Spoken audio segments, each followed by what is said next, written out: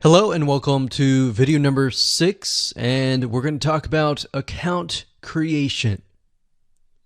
Okay, so obviously in order to set up the IFTTT ring, you need to have accounts for all of your branded social properties. So in other words, you need to have the username and password for Facebook, for Twitter, for all the other social media properties.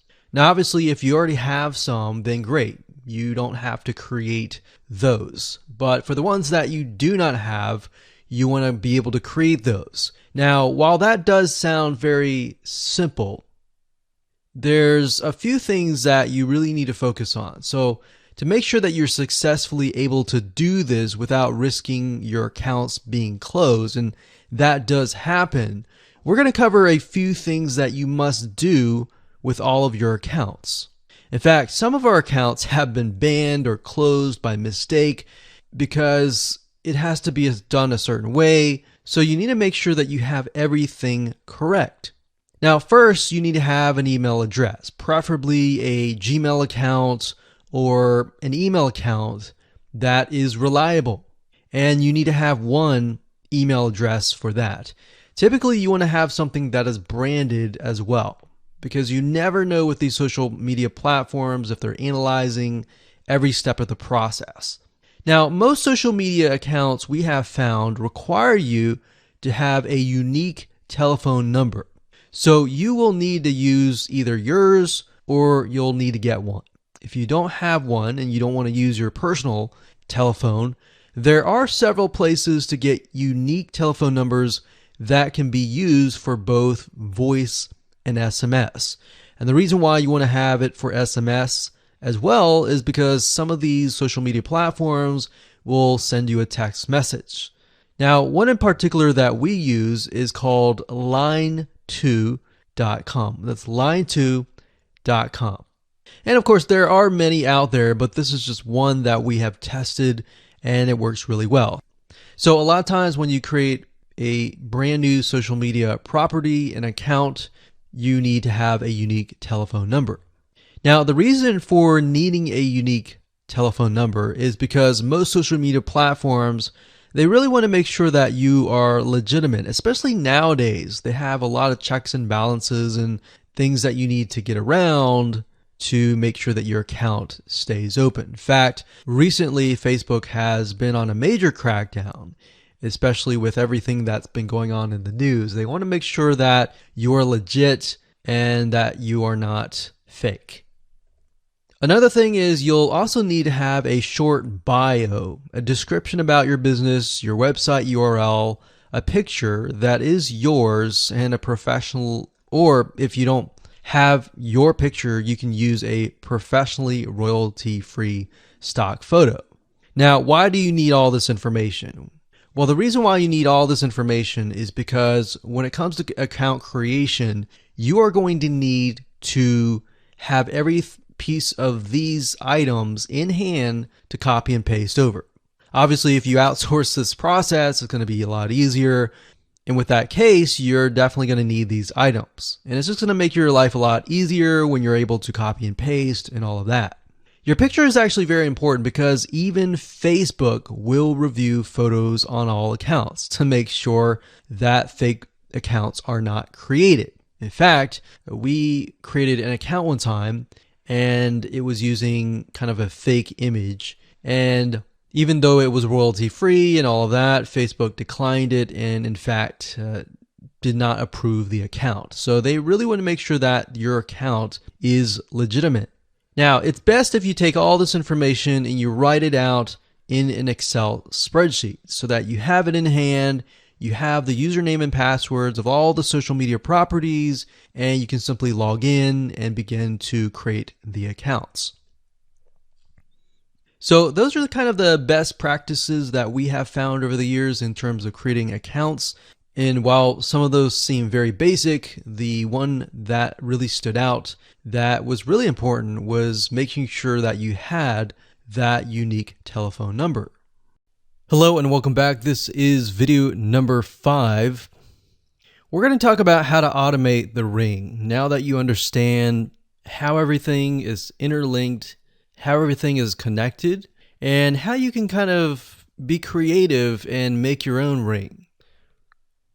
So after viewing the previous video, you can imagine how tedious and overwhelming it is to have to maintain the ring, much less get it set up yourself. But lucky for you, there is a way to automate it once you have set things up. It's getting things set up is the tedious process. Now, there's a software platform called IFTTT, and there's another one called Zapier.com that allows you to automate the process of moving content all around your social properties. So you could take a YouTube video and have it pushed to your WordPress site. And by pushed, I mean have it embedded on your WordPress site and then have it shared on your Facebook fan page, your Twitter page, your Instagram, and all of that. So you have essentially what we call triggers that whenever the trigger happens, then something else happens. So what IFTTT stands for is if, then, this, that. So if this happens, then what kind of deal. Now, between the two, Zapier will cost you a lot of money after a while.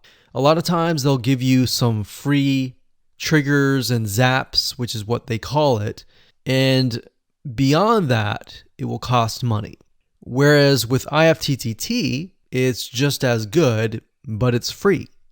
So let's hop on over and show you how IFTTT works. Okay, so if you head on over to ifttt.com, that's ifttt3ts.com, you'll see this page. You can go ahead and create an account, and you'll find a lot of really cool, interesting triggers, is what we call it, in IFTTT. So what a trigger is let's say you upload a YouTube video, and then the system detects that the video has been uploaded. What do you want to happen after that happens? So if YouTube video has been uploaded, then post it to WordPress.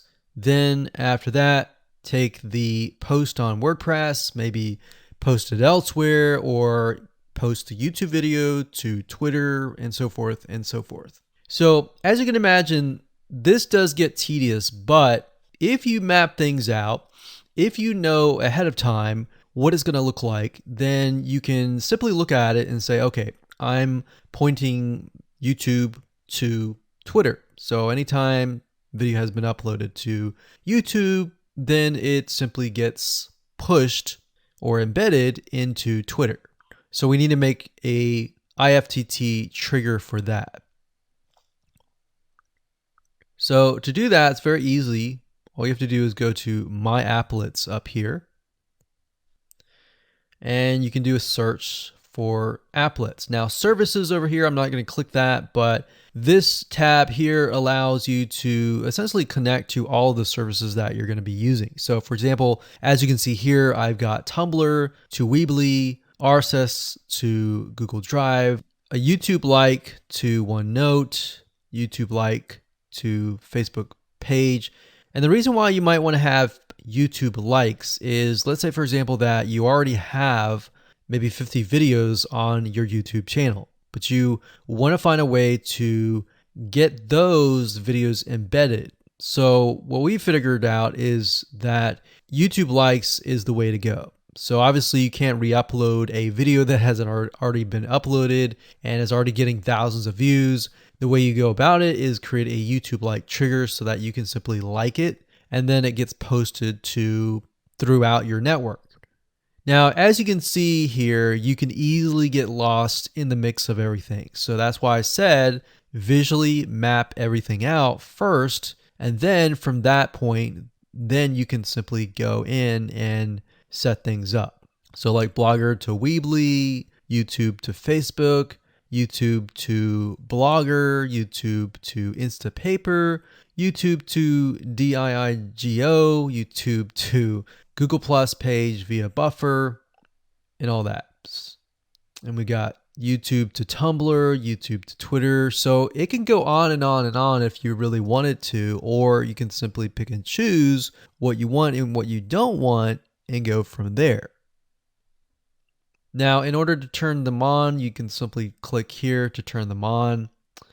But for the sake of just showing you, this is what it looks like.